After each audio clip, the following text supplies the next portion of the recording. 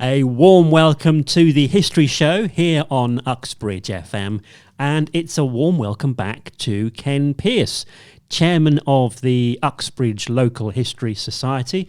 Hi Ken, how are you doing? We're very well, thank you very much. Good to be back. Yes.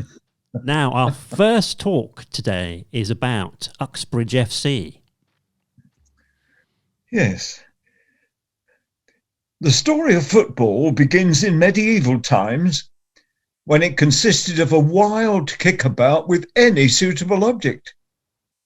There were no rules whatsoever, so there was sometimes violence and injury. Games went on for hours, and it was eventually banned by law. In 1576, 100 people were found playing football at Ruislip when it was still illegal. But in the mid-19th century, attempts were made, mostly in universities and public schools, to revive the game, but this time with proper rules. And there were so many things to be decided: the length of the game, the size of the pitch, the width of the goal, handling the ball, hacking and tripping opponents. But one important landmark was the founding of the Football Association in 1863, which meant that there was now a national body to control the game. On 3rd of February 1871, a meeting was held here to found a club. A local solicitor, William Mansfield Gardner, chaired the meeting, and so the club was started.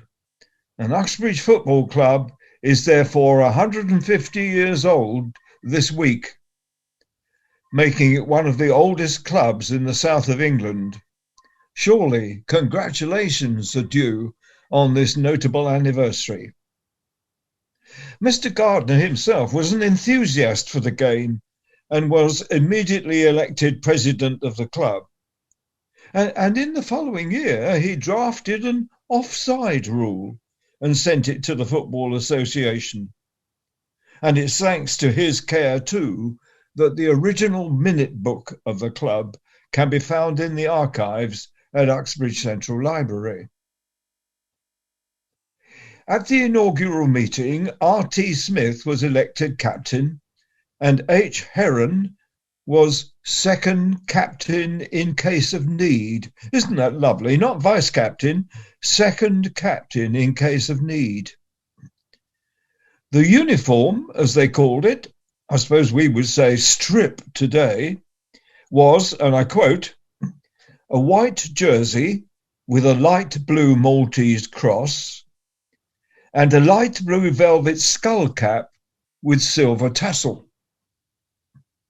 Old photographs of teams up and down the country at that time show all the members wearing caps. But I think that later, when heading the ball became part of the game, the wearing of caps during a match ceased. But of course, you can still be capped for England. Of course, the club initially had no ground, so all home games were played on Uxbridge Common. There was no league structure, so all games were friendlies. And the first players mostly came from families in business or the professions. Working class men were still at work on Saturday afternoons. For them, it was a 6-day week. The FA Cup competition started in 1872, and in the following year, Uxbridge competed for the first time. They lost 2-1 to the Royal Engineers in the second round. And in the cup final that year, Royal Engineers lost to Oxford University. So not bad to be put out by the cup finalists. By this time, however, Hubert Heron, that's Heron, was captain, and the club strip had changed to, I quote, Oxford blue and Cambridge blue shirt wear what stockings you like, have what cap you like. In 1880, the club merged with another local side called Uxbridge Crescents, and the club then adopted the red shirts, which they still wear today. As a conclusion to this talk, let me tell you about the two brothers, Hubert and Frank Heron, whose father owned a wine shop in the High Street.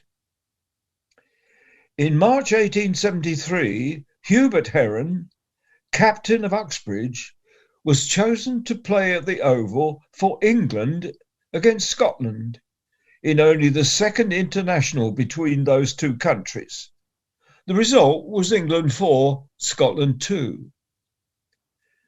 Hubert Heron was awarded further England caps in 1874, 1875 and 1878.